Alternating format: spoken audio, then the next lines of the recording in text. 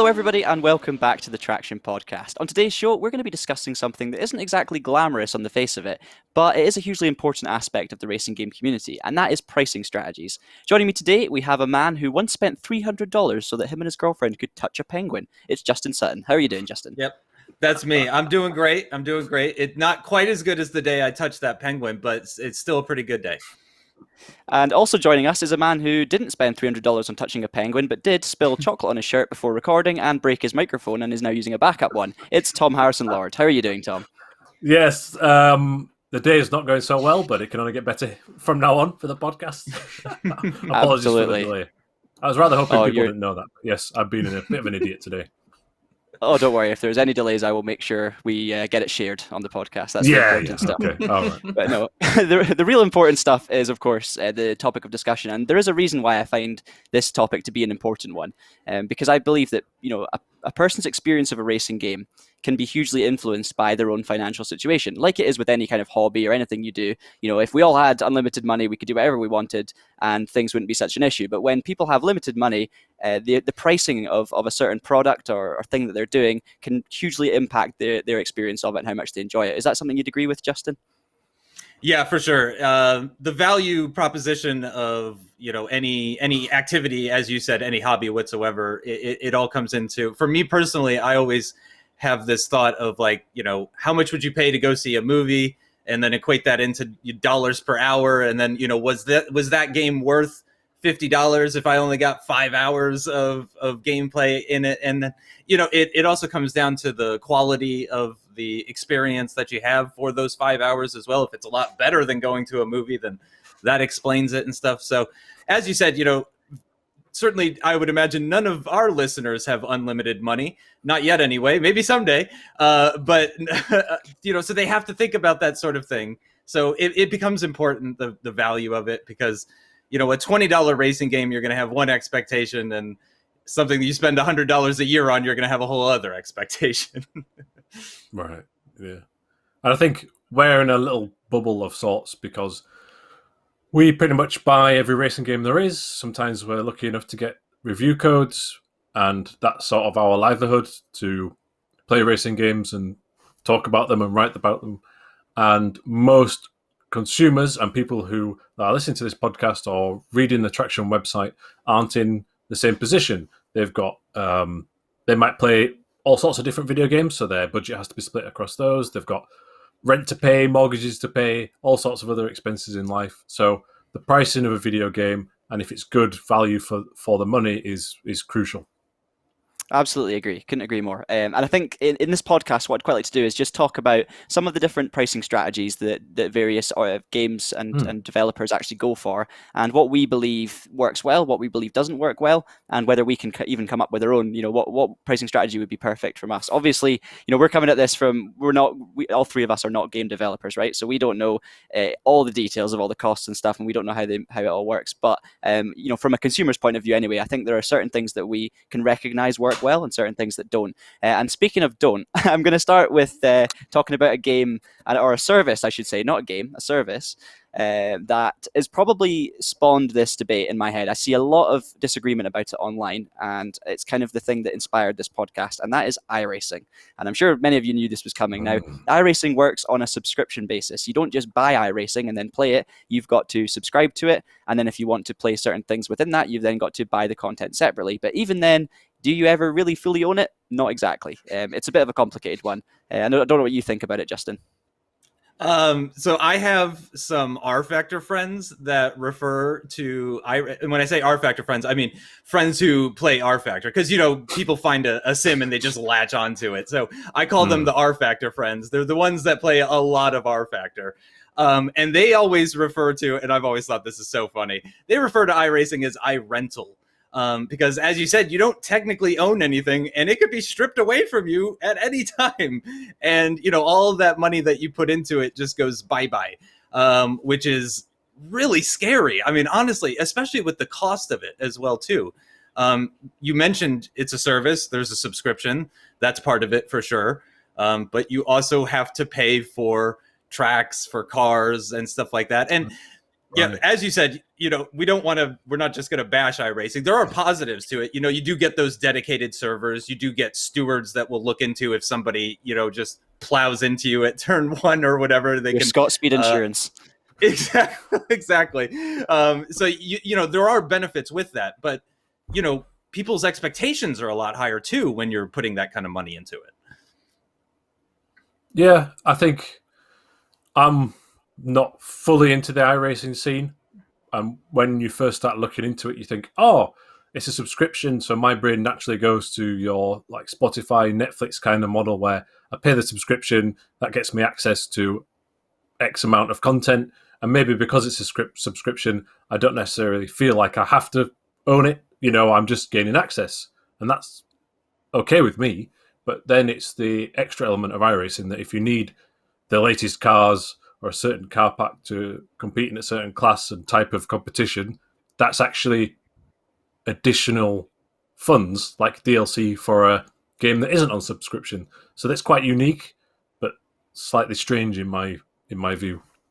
Yeah, like I think the cost of iRacing is quite high, and I can, as I've told you guys before, I understand the reasoning for that because we don't know the exact expenses that go on here, and you have to say that iRacing's quality of content in terms of their tracks and being laser scanned, their cars, immaculate detail has gone into them, so that's going to be very expensive in the first place. So I'm not going to be the one to judge the exact amounts, but what I would say, you look at the price of an iRacing subscription, which you pay, every year or maybe every 2 years, maybe just for 3 months, and the price is already above what you'd normally pay for a kind of a regular sim that you might expect.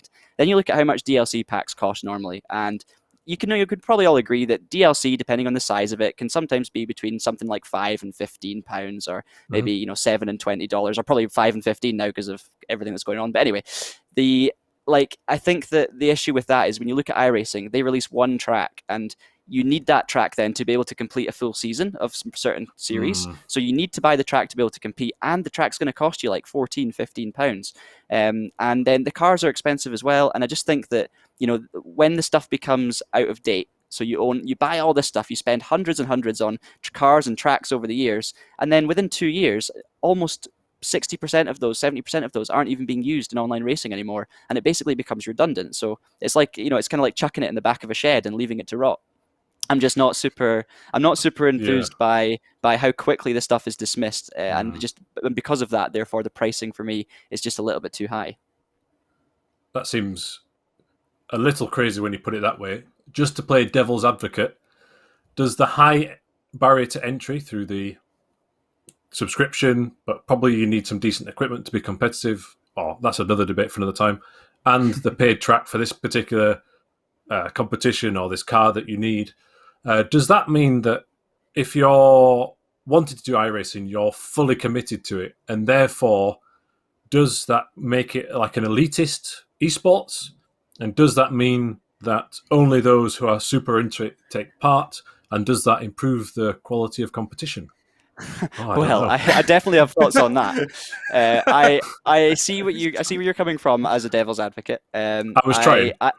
Yeah, I think that the thing about needing good equipment and stuff is relevant for iRacing because it's one of the few sims where you can really benefit with good equipment. I stopped using iRacing because I didn't have good enough brake pedals to be able to do it properly. But as you say, it is it's another discussion in detail. But when I got iRacing, I was only able to do it when I was younger because it was a birthday and Christmas present from my parents. So that was it. Like my thing as a kid was I was able to play iRacing because they could afford to get some of the stuff. The subscription was already a full, massive birthday present, and then any content, half of the content was still going to cost hundreds and hundreds of pounds. So once you did that, and then I can't then afford to keep on top of that. So as a young person playing it without much money, I could never afford to play iRacing on a consistent basis. But what I would say as well about what you said, in terms of the elitism.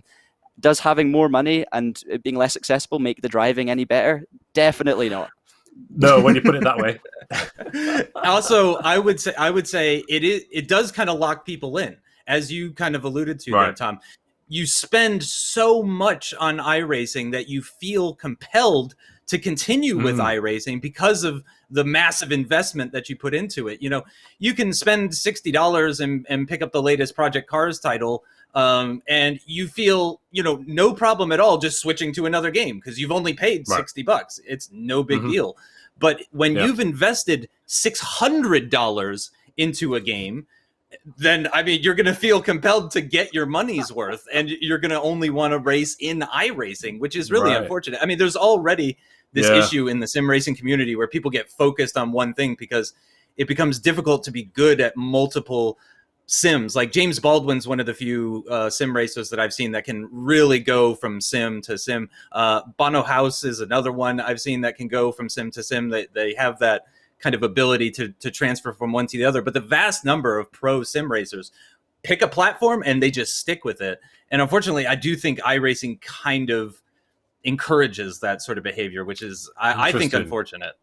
Right. So it creates a certain amount of hubris where you spent so much and you have to dedicate so much time to it to justify the investment that then maybe you go on the internet and defend that game no matter what. I'm not suggesting that might happen, but the investment can never slow down either. The investment can never slow down, because as soon as you miss it for a year or a few months, you're going to be behind. And with with cars, it's slightly more forgivable, because if you don't buy a certain car, you just don't race in that series. But with tracks, it's a nightmare, because you can guarantee that if they've released a new track, every series for the next 3 years, or most of the series, are gonna try and sneak in that track somewhere in the calendar to force you to buy it. Like, I mean, I'm gonna move it on from iRacing, because we could talk about that all day. But what I would say is, credit to iRacing, the quality, from my perspective, when I've played iRacing, incredible quality, and I think the racing can be amazing. There's a huge user base as well, so obviously people feel like it's worth the money. I think it's entirely subjective. It depends on what you believe the value to be of that service, and to lots of people, it's the best out there, so therefore it's worth the money.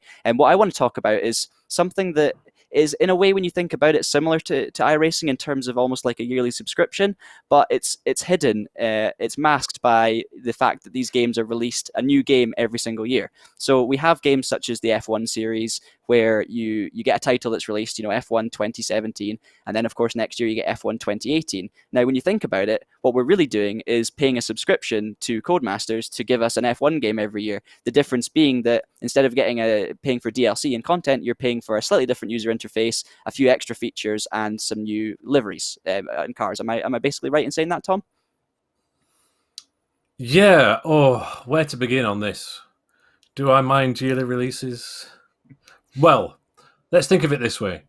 I would love for someone who's doing a yearly motorsport game, such as Formula 1 or WRC or MotoGP, to try it one year where they go, okay, instead of the full $60, $70, let's say we charge you 20 or 30, and here's your roster update and a few tweaks. But I think the problem with that's sort of the dream environment, I think. I mean, would that be a fair thing, John or Justin? Is that something you would like to try? I personally like when it comes to yearly releases, I actually like what Forza does, where they alternate what I would call a TikTok schedule, which is what Intel does with like their processors, where you have one and then the other, one and then the other. You have Horizon one year, you have Motorsport the other. This has kind of gotten broken up in recent years. It's over now. This has changed. Yeah. But I like the theory of that a lot better, because you get a lot longer to work on each game. Companies like Codemasters that are making these yearly releases, I have to assume, are splitting their teams up. And you have somebody work on one on like 2020, and then another team that's working on 2021. And when 2020 launches, they start on 2022. So you're already kind of alternating teams, and you're on like a 2-year schedule, that kind of thing.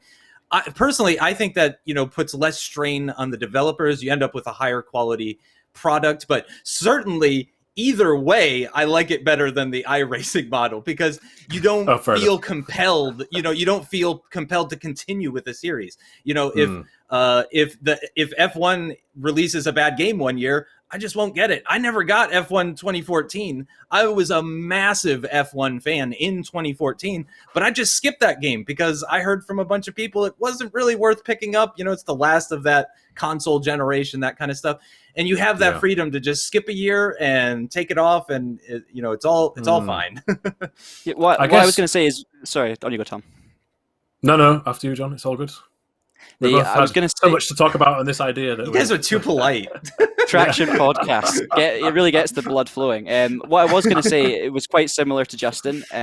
I wonder if there's scope for, and I think I agree that I think that developers maybe need double the amount of time from 1 year to two is going to make a huge difference, because how can you ever make progress if you're constantly up against getting it out rather than moving it on? And I think that 2 years makes a big difference. Obviously, Forza have done it smartly because they have two different they have two developers, right? So it's like, here's A and B, and it's 2 years per game. But because we've got two of them, we just double up on our resources, and then we can have a full 2 year developed game each time, which makes a bit more of a difference. And I think you'd agree, the Forza games don't feel like every year. It doesn't feel like a tiny little change each time. It feels like a new game, right? So I think that there's definitely scope for that. And maybe if you don't have the resources to have two developing companies doing slightly different games, maybe you're Formula One and it's just going to be the same type of game each year. I wonder if there's maybe scope for just basically doing bi-yearly releases, and then for the second year that's missed out, doing that as like a bonus mode that comes out for the previous game. Now, obviously, this is me kind of just throwing something up in the air here, but say at the end of 2020, here comes the F1 2021 pack is released on F1 2020, and it's integrated into the career mode, so you can flick between the two, or you can do championships on it, and it's the new cars, new speeds, new drivers, and stuff like that. Fairly straightforward things to do, I would think, relative to a lot of other things, and it just gives them the time to really focus on the new features for the F1 2022 game. Yeah, I think you've put it much better than I did. That's what I was trying to get at in some respects, where if it's a sports game, there has to be something every year, because there has to be something for the new roster of driver and teams, which is different to the Forza model. And also, because it's yearly, it will always be an iterative, oh my word, let's put my teeth in, thing. And so what you said there, where it's like 1 year, it's like a full release, then it's like a DLC with the new update, then it's another full release, seems to be really good. What I would say to that is, in theory, that's great, but outside of racing, in the world of football, sorry, Justin, I'll translate, soccer, there's two main titles. There's FIFA by EA, and there's Pro Evolution Soccer, or PES, by Konami, right? And the PES franchise has been sort of dwindling in sales for quite a while. And so what they've done for this year is, okay, instead of doing a full game, it's £15 or about $20. Here's this season's player updates and squad updates that plays into last year's one, and then next year we'll do another one. So actually, that's actually what you've suggested, John, is happening in the world of soccer or football. But what's happened is, because they've not done a yearly release, there's no PR buzz, there's less people talking about it, and I think it's died a death, unfortunately. I think it's a noble experiment, but because each year there's more buzz because it's a new thing, there's some new features that they can bullet point out on a marketing PowerPoint somewhere, it gets more hype. Yeah, to me, like what I was suggesting sounds good on paper. I think the issue with it is that you need the companies not to get lazy and just make the same they would have made that they could have done in a year and just spread it out over two. Obviously, if they're being overworked, then then that's maybe okay. But if they're not being overworked, you'd like to think that they could do more with it in 2 years. But also, as you say, that the buzz about it is such a big thing, and that it's kind of people when you buy a new game, even if the physics and the way the game plays is totally different, you don't necessarily like it because it's better. You like it because it's different. So, like, what I would say is that you can have the same, so you have the same game twice in a row, and that feels like, there's nothing there. But if you have a new game that comes out where say it's FIFA, and the way the players feel are different, and the headers are overpowered rather than the running, when that happens, it feels like a new game. It feels different, and that makes people want to play it. Right, not just because it's necessarily got more of everything or better features and stuff. I mean, this is something we will talk about some of those stuff a wee bit later on as well. I also just want to move it on a little bit, because another big thing that we've mentioned a few times is that kind of DLC. And we should explain to anyone who's maybe not familiar with that term, is just getting into their gaming. Good point. DLC is basically additional content that you can purchase for a game that's already out there. So, for example, maybe a game comes with 10 different cars and 10 different tracks, and then the developers release a new pack, which is DLC, and it'll be 5 new tracks and 5 new cars, which you pay money for, and it adds to the initial game. Now, there are lots of different ways that DLC works. Sometimes DLC can work where it just makes a difference to the visuals of the game, maybe adds in a few extra liveries or skins, or makes the player experience look better but doesn't actually improve your performance. Whereas you also get situations where DLC can completely transform the game, aka we've released this new car, but it's actually quicker than the other cars in its class. And if you want to race online against these cars now, because it's in the same class, you have to buy the DLC. There's good ways of doing DLC and there's bad ways. Definitely. I would say the right way to do it, and I kind of take this from the world of first-person shooters. The right way to do it is to have paid DLC be cars, paints, horns, customizations, stuff like that, not tracks. Do How not much would you make pay for a people horn, pay Justin? $1 probably. $1, $1, and it better be a good horn if I'm gonna pay $1 for it. That sort of stuff I think is good for paid stuff, but yeah, you don't want to split up your community. I agree. It's the same thing with like Call of Duty and all those other games. When they release a new map, it should be free to everybody. That way you're not separating your community into people that have paid for the new content and people that haven't paid for the new content, because inevitably not everybody is going to get the DLC unless you're iRacing. Obviously is the one exception to that. And you release a new track, then everyone will get it. But yeah, so same thing with the racing games. I would say, you know, if you're going to release DLC, and I think Assetto Corsa did this. I was just trying to think of companies that have done this model. Assetto Corsa is over with. They're not updating it anymore. They're focused on competizione and all that kind of stuff. But when they were releasing content, it was car packs, just cars. You didn't have to buy it. Really made no difference. And I think you could still race against people that were in those cars. Just you yourself could not select that car. But again, the tracks and stuff were all free. Like when they did the Nordschleife, I believe that was free content to absolutely everybody. That's the kind of generous and conscientious way to do it, in my opinion. Yeah, I can't disagree with that. That's exactly what I was going to say. Tracks should be, in my opinion, a free thing, even though it takes the developer time, effort, and money to put that into the game. So then you think, well, how are they going to get anything back? But if you've got a scheduled release of different tracks, and then along that, there's like cosmetic items that are paid for, that helps fund the tracks. And that's a model that works for me. So sorry to be really boring here, but I'm gonna have to agree with both of you. I think that that's got to be the best. Shucks. It's but yeah, I mean it's true. Like tracks make a difference. You can't join in everyone if there's a new track released and you're not doing it. Whereas with a car, you can contribute and it can still work for you. So that's all okay. So for those of you listening on a podcast service, you wouldn't have noticed anything just then, but for those of you watching on YouTube, you probably noticed that I turned into a statue. But I'm back now. I can move my hands and everything. Everything's good. So, but yeah, we just finished talking about DLC stuff. There wasn't really too much I wanted to add on that anyway, because we do need to move we all agreed. Well, yeah, exactly. Totally. That's probably what turned me into a statue. Just the shock of shock of lack of debate in the subject, because it makes sense. It actually makes sense. Yeah, who would have thought people could make sense? I want to talk about some other different ways that the games tend to go about things, and we do see quite a lot of free to play games. Whether that's free to play in a kind of demo version where you get a few features and then you can pay a subscription to unlock the full one, or just pay a set price to unlock the full version, or whether it's a free to play game where you get all the features but you have to buy the content. Now that's obviously a combination of different things that we've talked about already, but I don't know, Justin, do you have any opinions on free to play stuff? I think it can be done very, very well. Absolutely very well. And funny enough, I'm going to come full circle for a second here.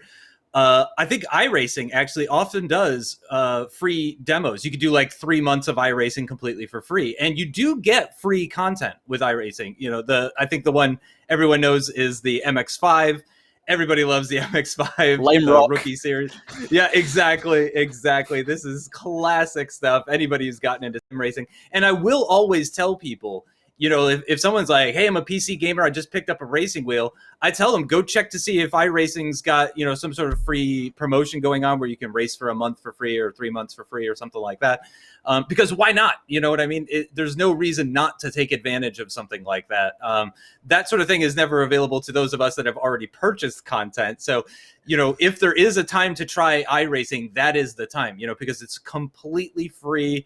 No charge at all. Again, you are going to be very restricted to the cars and tracks that you can run and all of that kind of stuff. But again, you can kind of dip your toes in it completely for free and try it out. But historically, free to play is not really something we see with racing games so much as we see from other you know, genres of games and stuff like that. One that I have played a lot of is the Blizzard MOBA Heroes of the Storm. I have way too many hours in that game over many, many years. And I have spent some money on it buying cosmetics. There's one particular character that I loved so much that when a special edition skin came out, I just, dropped the $10 or whatever it was to buy it. Because I felt, I've been playing this for so many hours and have given them zero money. So I almost felt obligated at that point to spend some money. And I do wish there were more racing games like that. But at the same time, I can kind of understand how that would be difficult. Yeah, there's no one really taking up the mantle. Well, there's one example I can think of, but the gaming environment is screaming out for like a arcade or a sim game that's like free to play, that has like the Fortnite model where like skins and customizability are where you're paying the money for, but the cars and the tracks are all sort of free. I suppose Destruction All Stars kind of is, if you're going to count that as a racing game. It's not really racing, is it? But the one that springs to mind when you say free to play is Race Room. Race Room. Yes, Race Room. And Race Room. I was waiting there to say it for minutes. you were prime. Race Room. What about Race Room? What about Race Room? Yeah, I've been getting back into Race Room a bit, actually, because I played it quite a few years ago. And, that's frustrating. I really like the game. I really like touring cars, and there's a load of touring cars in there. There's the official DTM packs, official World touring cars are in there. But the pricing model sucks. Sorry, really sorry. I like the game, don't like the pricing model. I've heard because the free stuff is minimal. It's unlicensed stuff is what you get for free. Like a few like made up cars and stuff, and you might get one or two tracks. Can't remember now. It was so many years ago when I initially signed up. So on the Traxion website, you'll see there's the 2020 WTCR is going to be added to the game, the official license of the World Touring Cars. Brilliant. That's going to be a car and livery pack for an amount. Doesn't include any tracks. All tracks are paid for. So what happens is, if you're going online, it's quite kind of hard to find a game that, okay, well, I've got this classic race car DLC with these 3 tracks. Can I find a race for that? No, I can't. So also, you have to end up buying these big packs, but not everything is in the big packs. And if you do that, it's hundreds of pounds. And I don't know. I have a weird insight. I have a weird insight on this very quickly. I worked with a league. I'm not going to name names or anything like that, but they were looking into switching to another sim from one sim.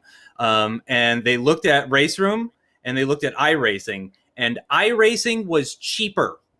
Let that settle in.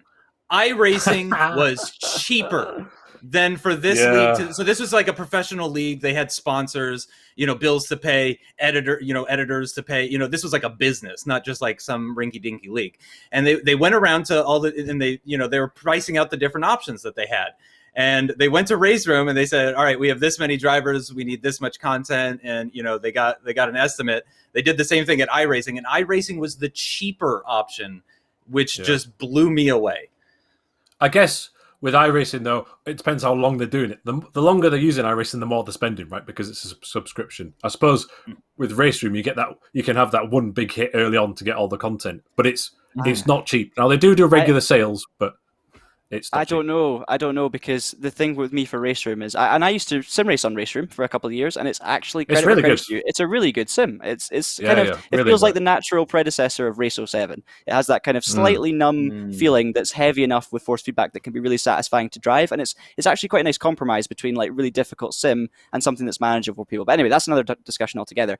I remember getting a pack that was like, I think it was everything in the game. They came up on a big sale, and it was like, buy all of the content for 40 or 50 pounds. And at the time I was like, okay, I'm doing my leagues on this, it's good, let's just get that. And that was all fine, and I got a lot of stuff, way more than you would spend on the individual packs. But the problem is, within a year or two, it's again, that doesn't get topped up. It's once it's done, that's it. And then whenever the next season comes out, you need to be then buying that again, and the tracks come out. And okay, I don't think it's that bad if you own the tracks. If you get tracks, a good deal. But in its case of then buying individual series when you really want to do them, or tracks, then it's not the end of the world. But it's, as you say, it's flawed. It's definitely flawed. Another thing I want to talk about is something that is becoming more popular in games recently, which is where games are being released before they're fully completed and sold to you at a full game price, but as an open beta. Now, I know this isn't technically, like, this is a bit of a weird one, because it's not fully about pricing, right? Because it's about the style of game that's released. But the reason it's relevant is because What happens when you release a beta at full price? People complain because they're paying for a game that's no longer finished. Now, I do have some opinions on this, but I'll let you guys start. So, Justin, do you have any experience with open betas? Or Tom's jumping in there at the bit. Go for it. Go for it, Tom. I just can't think of an example. So, could you give me an example of a game that's charged for a beta or something that's not finished? Well, for me, it would be early access. Yeah, early access. The early access. I would refer to it. Right. Yeah. Of course. Yeah. Which I have more experience with early access games that aren't racing games than are racing games, but BeamNG is a perfect example of that. I'm happy to do it as long as there is progress being made, and it's gonna hit version 1.0 eventually. I don't mind. I like getting in on the ground level. If they say, yeah, this game's gonna come out in 2 years at $60, but you can get it today for $20 and play it now, but it's not going to have very much content until 2 years from now. That's fine. I'm happy to do that 100%. But if it's just going to keep being in early access forever and staying at the same price forever, that kind of ruins some of the incentive. Yeah, I'm not one for doing it because I'd like to see the finished product. Because I guess if you're really doing it early doors, there's no guarantee it's going to be good in the long run. You're spending money on the dream and the sales pitch. Yeah, it's a complete gamble. Now, there've been many games actually have come through it and have been great in the end. BeamNG, you've mentioned there, John, is interesting because I wouldn't have done it early on, but if you get it now at this point, there's enough in there for it probably to be worth just that price anyway, right? So there's a balance 100%. In the timing. Yeah, so it's all about the timing for me.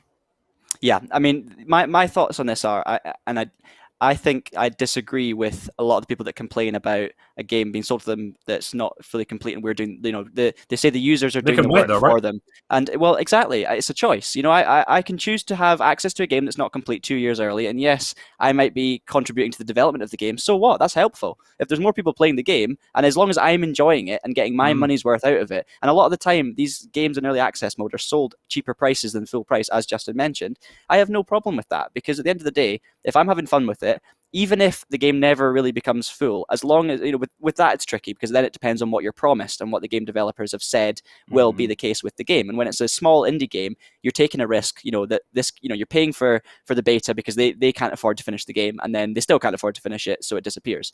But it's a choice you make, and as long as you're not buying a full game, and you take that into account when you make the decision, I don't think you can really be too upset at it unless they really do, lie in the way they promise. But for me, there's no problem with an open beta game as long as it's at a point that it's still enjoyable and there's stuff to do in it. Yeah, that's fair enough. Yeah, that's my thoughts. Yeah, the only sticky thing would be that, it's 5 years later and the game's still ropey at best. Then I don't know where people stand legally. I suppose they've lost the money, I guess. But I have no problem with it at all. Yeah, exactly. Because the developers at the end of the day could take the broken rubbish game and just stick version 1.0 and tell people it's complete. Yeah, and then technically they're releasing, So either way, I don't think it's as bad as people make out. But maybe I've only seen a set few, and maybe most people are in agreement with me. I'm not sure. Make sure you leave us down a comment to let us know what you think about that. I do want to discuss some non-racing models as well, because I feel like there are other ways of doing it that some games have done, and it is relevant to racing because some of these ideas can be applied or might be applied to our dismay in the future. I know, Justin, you want to talk a little bit about Fortnite. I know you've talked about it already in this show. Heroes of the Storm. Yeah. 100%. That's my jam. I really like the way they do it. They used to do loot boxes, but then they switched away from it. And I really appreciate that they did that. That was a few years ago.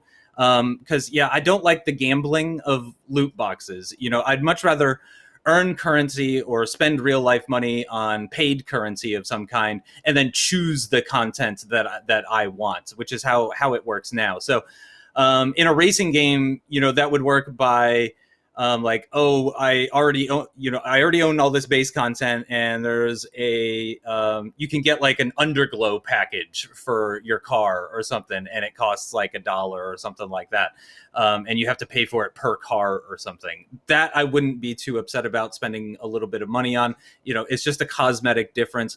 But that's the key thing, is that it's not a performance thing. You shouldn't have it where the people that have paid money are able to turn faster lap times. That is the number one concern when you bring in those kinds of like paid microtransactions and stuff, is people are worried that it's going to ruin the competitiveness. So I want to talk about that as well, because I mean I did want to mention a game called FIFA, which is it's been thrown around a lot in the race. It's been thrown around a lot in the racing game community specifically because of the recent acquisition of Codemasters by EA. Now, what FIFA do is you pay a certain amount for the game every year, and the game is very similar to the year before with some select updates. I think it's a great game personally. I love FIFA, no problem with that at all. But then where they make their money is not in the game. You know, they get thousands and thousands of pounds from certain individuals for what is effectively loot boxes on Ultimate Team. So you pay £40 for a certain amount of points on FIFA, and then you can buy 50 gold packs, and in these packs you get players that will improve your team. Now, I think this in essence is everything that's wrong with loot boxes and gambling in game, because not only is it performance enhancing, the chances are quite slim, and what happens is you get content creators that can spend, or get given hundreds of pounds worth of packs, and then they get the best players in the world, and kids watch that and think, wow, my favorite YouTuber just got Messi and Ronaldo. I'm going to go and try and get Messi and Ronaldo. Oh, I've got my mum and dad's credit card details in my PlayStation. Perfect, I think it's just dodgy, and the fact that they probably make so much more money from loot boxes and Ultimate Team than they do from the actual game, I think speaks volumes. And it works for them in terms of financially, but I think there's so many grey areas, I guess, morally. And that's something that some people might totally disagree with. What I think would be better is if you can pay for loot boxes, but you can pay for them with in-game currency that you can earn by doing well in the game. Right, so I don't mind paid loot boxes, as you said, Justin, that are skins and that are not performance enhancing. So if I paid real money, £1,000, and I had amazing loot boxes to get gold skins, that's fine because that's a choice. I'm not being better on the game because of that. But if it comes to stuff that's actually going to make a difference to the mechanics of the game, at that point it's like, okay, take away the real money aspect and make it I can earn real game currency, in-game currency to get these loot boxes, because I think that takes away a lot of the problem. I think the circle is closing in on Ultimate Team specifically, though, which is also in Madden, right? Because there's been somewhere in Europe, a court has decided that it's encouraging children to gamble. I know it's only one country for now, but it could seep out there, and so I know they're looking into that sort of thing in the US. Yeah, absolutely. So the points element that you mentioned, John, and combining with what Justin said about items that are cosmetic, is combined in Formula 1 2020 and also the Crew 2 and Rocket League. And this is both good and bad, because I don't mind the fact that it's cosmetic. So F1 is a yearly release at the full price, and then there's cosmetic stuff that you can earn points for in the game. Pitcoin, not Bitcoin, Pitcoin. And also, if you want, though, you can buy Pitcoin with real money, right? And it's gloves and liveries and stuff like this, okay? Fine. My main beef at the minute with these systems is the pricing of the packs. So, now I'm forgetting the numbers, but I've seen the Crew 2 and Rocket League both do this. There's a new car coming out, and you can earn your in-game currency and you can buy it in the career, no problem. Or you can buy the Crew points with real money, and if you want that car instant, okay, fine, no problem. Let's say, for example, the packs of the points are like 1,000, 2,000, and 3,000, and it's like, I don't know, £10, £20, £30, let's say, for example, right? The new car comes at 2,500 points, so therefore you have to buy the 3,000 point pack. And this is happening in Formula 1 games, in Rocket League, and Fortnite and stuff. The packs of the points and the new content's priced deliberately, so it's just above or just below the real money amount that you need. So one thing to watch out for, and it's a little disingenuous to say that this vehicle's 2,500 points. Really, it's 3,000, for example. Yeah, but do you know, it's not even just as simple as that in terms of how cheeky it is, because not only does then the player forced to buy the 3,000 points, what then happens is, of course, you're left with 500 sitting in your account. So you look at that and think, well, I've now got money on my account, I might as well spend it, and I could buy one that's 1,000, but there's nothing for 500, so I'm going to have to buy more, and there's always going to be change left over, and as long as there's change, you want to spend it, and as long as you want to spend it, you're going to need to buy more to be able to spend it. It's like, I don't like that. I don't like that personally. I think it's unnecessary. Yeah. But anyway, I'd just have it in there without the point system, basically, so that if you want to buy that glove, it's dollars or pounds or yen. Easy. Yeah. I think for me, pricing strategies, what it really comes down to, and there's so many different ways of doing it. There's the subscriptions, there's the DLC, there's so many different things. At the end of the day, it comes down to value and expectation. How much does this game cost? How much is it worth to me? Am I being screwed out of money? Am I being scammed in a way where I'm losing money through they're using techniques to try and get that money from me in an unethical way? Or is it, it's all those kind of things are really what it boils down to. Because at the end of the day, if you buy a game, that's free to play, so you get it for free, and then you spend £60 and you have all of the content, versus a game that costs £60 to buy at the start and you have everything, they're the same price, right? It's just different ways of getting to the same thing, which is the developers of the game making money and making the right amount of money. And at the end of the day, for me, as long as you can keep track of your spending, it's a case of working out how much each game is worth, what the value of it is, and also then what you're promised on that. And I think that's where a lot of people fall short, because it's so important about what you can actually expect to get. And what the value of something is. It's not as simple as, oh, well, this thing's only £10 and you get everything, versus this where I'm having to spend hundreds because maybe it's cost them hundreds and hundreds more to develop, I'm sure in reality it's millions, and that can really then make a difference. So it's not a simple argument. Yeah, there's all sorts there. Yeah. And I feel like we've upset every publisher in the land. Ultimately, these games are very expensive to make. And exactly. It's just how you communicate it and how you price things. And ultimately, consumers will vote with their wallets, and unless the courts say otherwise as well, right? So things will change and improve. And when people come up with these newer systems like points or DLC pricing structures, they will evolve over time, and it's become much better now than it was when additional content was first around in some respects. And to play devil's advocate, in a perfect world, microtransactions allow whales to come in. That's a gaming term. People that spend a ton of money. For those of you that aren't aware, I don't know if either of you are familiar with Star Citizen. There are people that play that game that have spent millions of dollars on the game. That's a whale. And in theory, in a perfect world, a whale drives down the cost of buying the base game, which makes the game more accessible, gets it in the hands of more people to have fun with that base experience, which is a good thing. But oftentimes I feel like they're just pocketing the extra money from the whale and keeping the base game at the exact same price for a lot of companies. So ideally, what I would like to see is, I understand the need for microtransactions. It's 2021 now. That's just how you make money in the video game world in a lot of ways. I understand wanting to have microtransactions, but it's about doing it in an ethical way and doing it in a way that benefits other people in the community and not just your shareholders. Yeah, I mean that's a really good point, and I think it's similar to what I was talking about with FIFA and the Ultimate Team, where it doesn't matter if someone spends £1 million on it and the company make money from that. That's fine if that person's not being exploited, B, they're not getting performance enhancing things that makes them stronger than everyone else online, and C, obviously this person needs to be, if you want to spend £1 million on a game, I hope you're a multi-billionaire, kind of thing. But that's your choice, and that's absolutely fine. I don't mind that if someone thinks if that's worth it to them. If they have £1 million sitting there doing nothing because they have so much money and this game is worth £1 million to them, then that's their decision, and who am I to judge that? It's about not then making it impossible for the people at the lower end of the scale to be able to take part. And what I would like to end on, guys, I just want to, and we don't need to spend much time on this because we've already talked about it, but I'm just going to go through each of you, and I want you to very quickly just summarize what would be your ideal racing model. Now, I know we're consumers, we're not developers, so we can't exactly talk from experience about why this will or won't work, but what we can do is say as a consumer what we think is a fair system that works for us. So I'll start with you, Justin. I'll not start with myself because it gives me more time to think.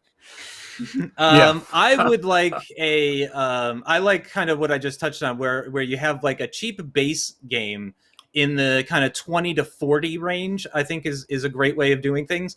And then maybe you have a higher version where you get some extra content or something like that. That's $60. Just pretend it's a GBP if you're in England, or euros if you're in Europe. But yeah, something that's 20 to 40 base, 60 for a special edition, has some microtransactions, but isn't actually required, isn't yearly as well either. Because again, I think it's kind of crazy to expect yearly releases in most circumstances. As you pointed out, John, some of that's unavoidable. You just have to come out with a new game every year. It's understandable. But when it's preventable, I would say, at least 2 years between games, a reasonable level for people to come in entry level at like 20 to 40, a higher level for people that have the money to spend and are really excited about the game or whatever. And then a small amount of microtransactions that aren't super expensive. I don't like when you can spend $1 million in a game. Again, I think people should be allowed to in those games that exist, but I think that's too much. So yeah, maybe if you spend another 40 on top of the 60, let's say you're a super user or something, you paid 60 for the special edition, and then another 40 or so will get you literally everything, and you've now spent $100, which is, 3 to 5 times more than the base version. But you got everything and you're perfectly content. I think that's kind of like a perfect world situation for me.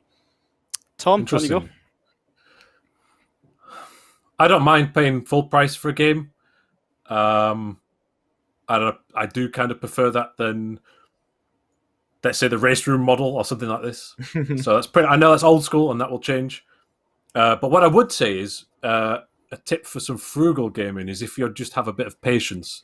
Often, if it's not a yearly sports release, which I understand the reasons for them being yearly, and I don't mind that provided there's progression each year, you can wait for like the Ultimate Edition, which will have hopefully all the DLC and the main game all in one package. And if you're really, really frugal, you could wait a couple of years and buy that on a physical disc if you've got a console, play that for a few months, and then sell that or trade that in. And therefore, you've probably got the game, some DLC, and it's probably cost you £20 to £30, depending on how much it's cost you to trade in and stuff like this. So, again, I know that's very, very old-fashioned, and that will die soon, I'm sure. But Assetto Corsa Competizione is coming to PS5 and Xbox Series later this year. I wouldn't bet against it coming with all the DLC on there for not full price, and that could be good value, but you've missed out. You're 3 years behind the curve, so swings and roundabouts. Absolutely. I think what I would like to say on this subject as well is, and we've talked about it the same, I'm in a similar boat to Justin. I feel like paying full price for a game is not a problem at all. I also don't mind paying DLC if there's a limit to the numbers. So what I don't want to do is be paying DLC every month for a new car pack that comes out and a new season of something and then falling behind the curve. What I want is if there's a DLC pack to be released, it's going to be a one or two a year max, and it can't be super expensive, and it needs to also not benefit the user in terms of an online setting. It can benefit you in terms of your enjoyment, obviously. You can, even if it's cars that other people can't access, that you can race offline or whatever, but if it goes online and they're racing against other cars, it can't be an overpowered thing. It can't ruin the class racing or some stuff like that. So it needs to be fun, but not benefit. Not benefit you over other users, if that makes sense. Just give you more options.